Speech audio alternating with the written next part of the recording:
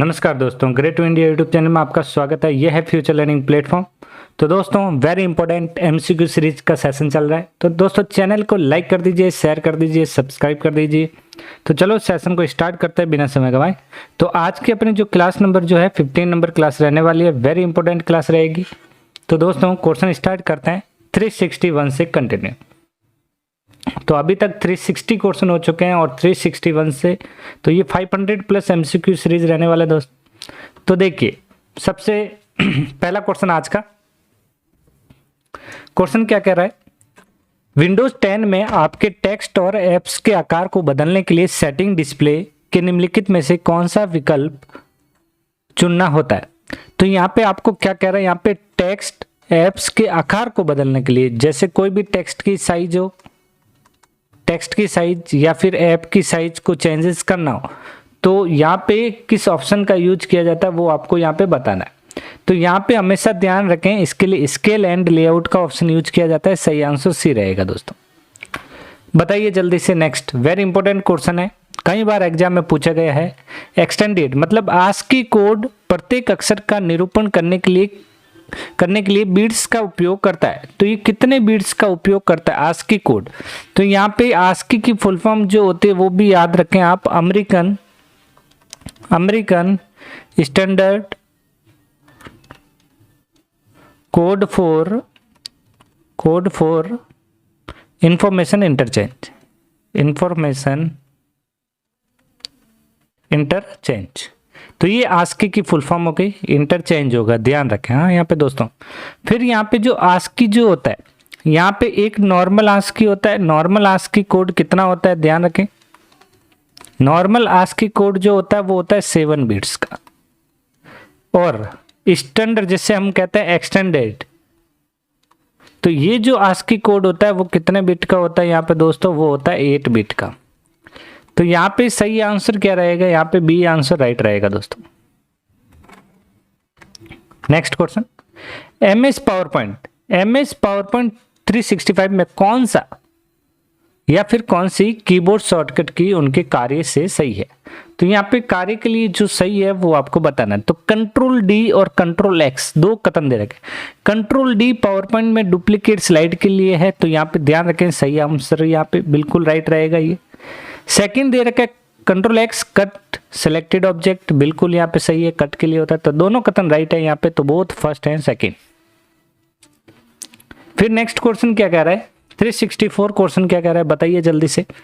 User name और domain name को अलग करने के लिए, जैसे आपको पता होगा, जैसे xyz@gmail.com, तो यहाँ पे यूजर नेम हो गया ये और ये डोमेन नेम हो गया।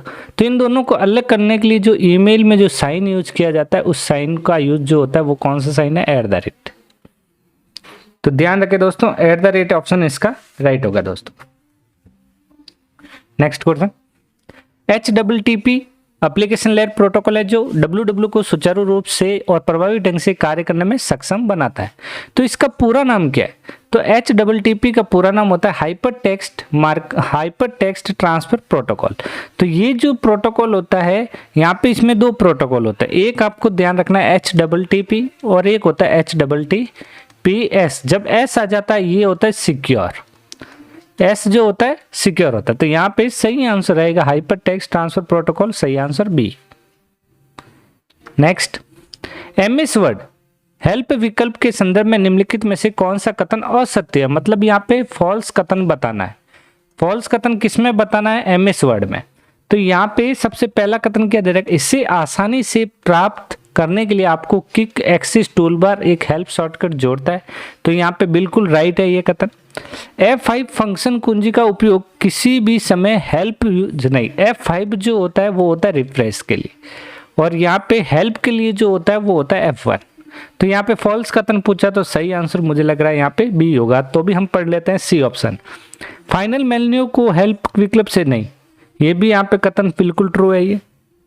सहायता प्राप्त करने के लिए आपको क्विक एक्सेस में आपको आइप करनी होगी, तो बिल्कुल यहाँ पे, तो ये भी यहाँ पे कथन राइट है। तो यहाँ देखा जाए तो फॉल्स कथन बी ही होगा। नेक्स्ट, कॉलम को सुमिलित करना है, प्रोग्रामिंग लैंग्वेज और उनके प्रकार। तो यहाँ पे प्रोग्रामिंग लैंग्वेज जैसे C++ है, तो C++ जो है वो कौन सी प्रोग्रामिंग भाषा है, वो है ऑब्जेक्ट ओरिएंटेड, मतलब पहला देखा जाए तो C होगा। HTML जो होती है मार्कअप लैंग्वेज, जिसका होगा A, तो लास्ट जो बचा अपना B। तो यहाँ देखा जाए CAB आंसर राइट रहेगा, यहाँ पे सही आंसर रहेगा दोस्तों A आंसर राइट हो जाएगा। बताइए निम्नलिखित में से कौन सा ऐसा सॉफ्टवेयर इंटरफेस प्रदान करता है जो आपको www पर हाइपरलिंक रिसोर्स पर क्लिक करने की अनुमति देता है। तो हाइपरलिंक की रिसोर्स की जो अनुमति देता है, सॉफ्टवेयर के बारे में पूछा, तो वो यहाँ पे जो सॉफ्टवेयर होगा वो होगा ब्राउजर के माध्यम से इंटरनेट चलता है, यूआरएल होगा नहीं। यूआरएल जो होता है क्या होता है, यूनिफॉर्म, आर का मतलब हो गया यहाँ पे रिसोर्स, एल का मतलब यूनिफॉर्म रिसोर्स लोकेटर। तो यहाँ पे देखा जाए तो यहाँ पे यूनिफॉर्म रिसोर्स लोकेटर कौन सा होता है, जैसे आपने यहाँ पे www.https://google.com इस पूरे को क्या कहा जाता है, यूआरएल कहा जाता है दोस्तों, ये ध्यान रखना। नेक्स्ट क्वेश्चन, किसी बिंदु पैमाने मतलब पॉइंट स्केल के आधार पर MS Excel 360 में पंक्ति की ऊंचाई अधिकतम आकार कितना होता है। तो यहाँ पे आपको पंक्ति अधिकतम आकार जो होता है वो होता है 409। ध्यान रखना है 409। फॉन्ट का मैक्सिमम साइज जो होता है, सेल का मैक्सिमम साइज किसमें, MS Excel में। MS Excel में मैक्सिमम जो साइज होता है वो कितना होगा, यहाँ पे 409। और यदि वर्ड की हम बात करें तो वर्ड में जो होता है 1638 मैक्सिमम। यदि पावर पॉइंट की हम बात करें उसमें होगा यहाँ पे 4000। ध्यान रखना यहाँ पे दोस्तों, वेरी इंपॉर्टेंट है यहाँ पे। तो यहाँ पे next question, MS Excel 2010 features में हमें सिंडिकेट सेलों मतलब सिंडिकेट सेलों के समूह की सामग्री को जोड़ने में मदद करता है। तो यहाँ पे ये जो मदद करता है वो होता है ऑप्शन ऑटो सम का ऑप्शन।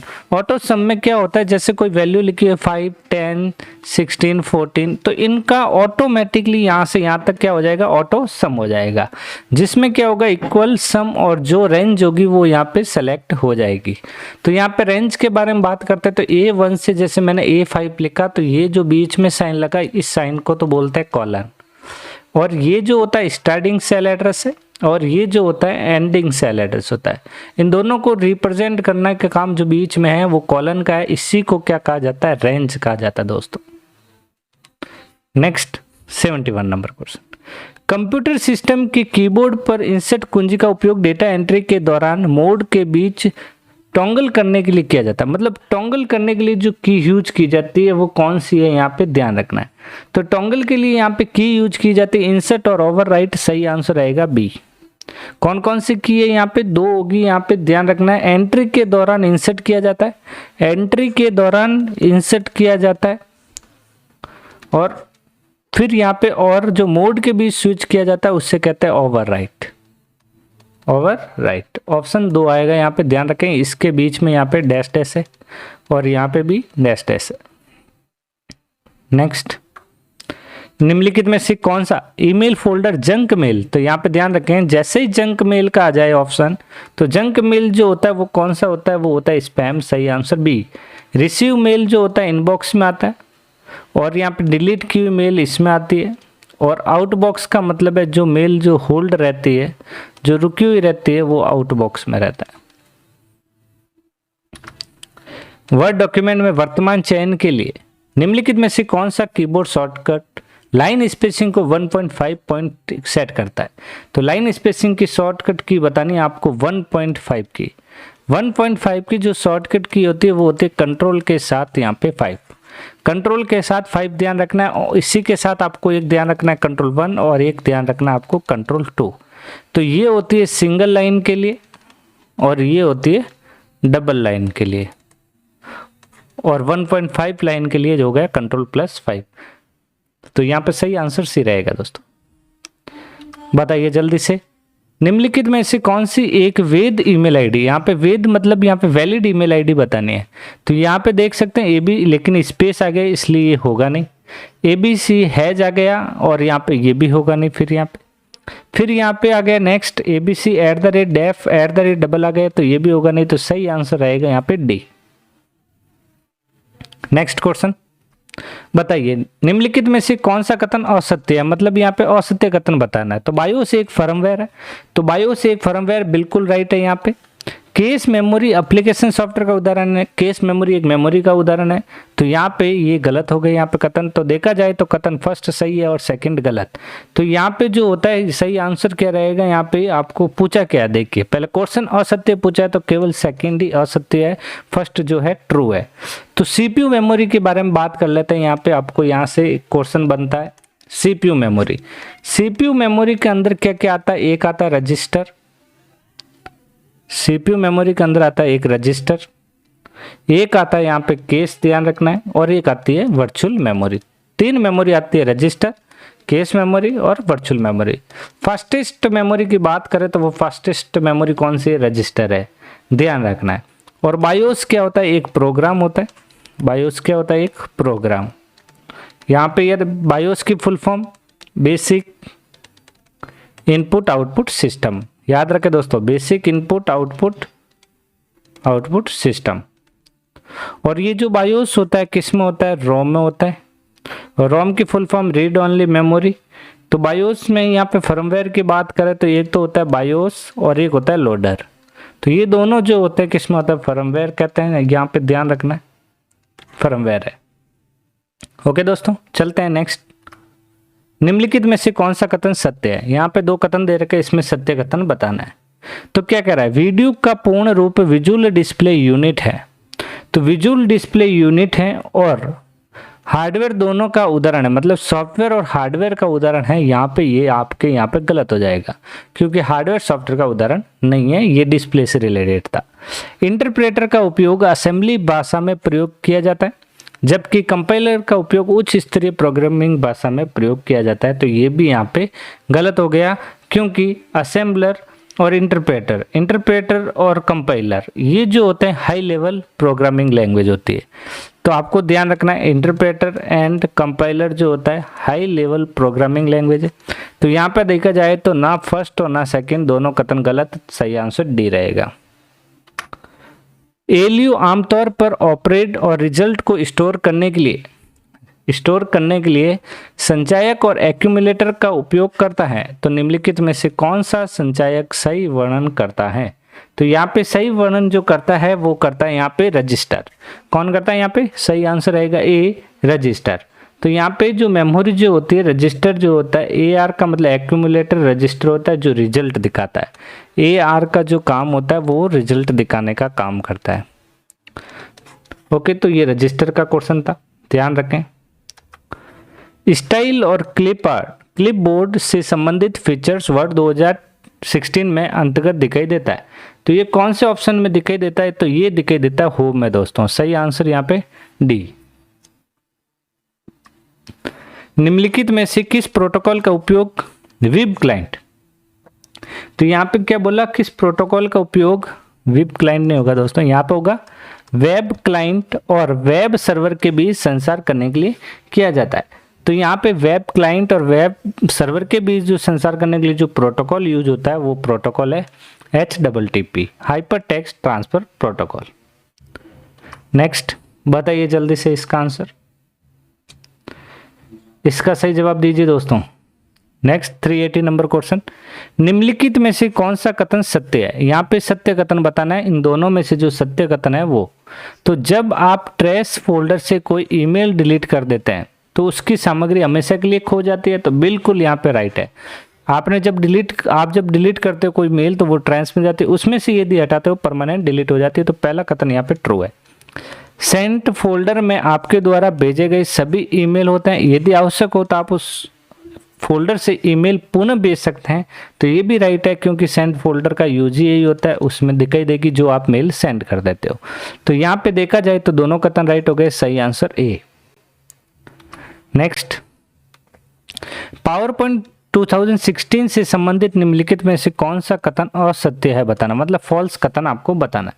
तो पहला क्या पूछा, देखिए आप स्लाइड विंडो के नीचे टास्क बार में नॉर्मल व्यू बटन से या रिबन पर व्यू टैब से नॉर्मल व्यू प्राप्त कर सकते हैं, ये नहीं कर सकते। टास्क बार पे जो होता है वो स्टेटस बार होती है, तो वहाँ पे नॉर्मल व्यू बटन वहाँ प्राप्त नहीं कर सकते। तो पहला गलत हो गया यहाँ पे।